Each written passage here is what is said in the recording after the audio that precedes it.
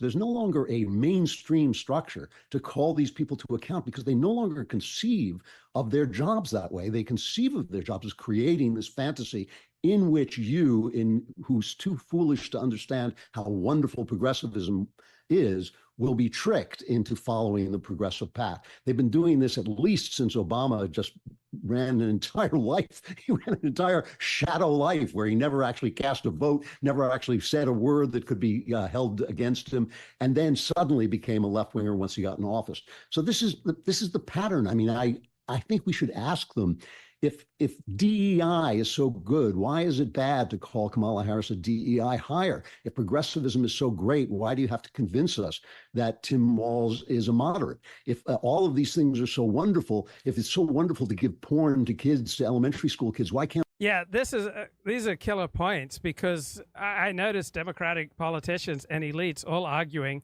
that Tim Walz is a moderate. And he was a moderate when he was in Congress, but as the governor of Minnesota, he's clearly governed from the left. Why are you deceiving on that? Like, why don't you just be proud of his left-wing behavior? And I read the point out loud at a PTA meeting. Why is it that everything they do has to be done in secret and the fantasy has to cover it over? The fantasy is exactly right. And it is all part of keeping her underground and not available to the press for questions or for a presser, God forbid. There was some report out today, like, maybe after Labor Day, she'll give an interview. Maybe. Are you kidding me?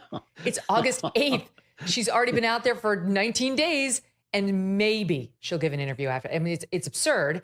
And the media, meantime, is leaning hard into the fabrications around the new Kamala, because the fantasy must be created, this false image must be created and built up and supported.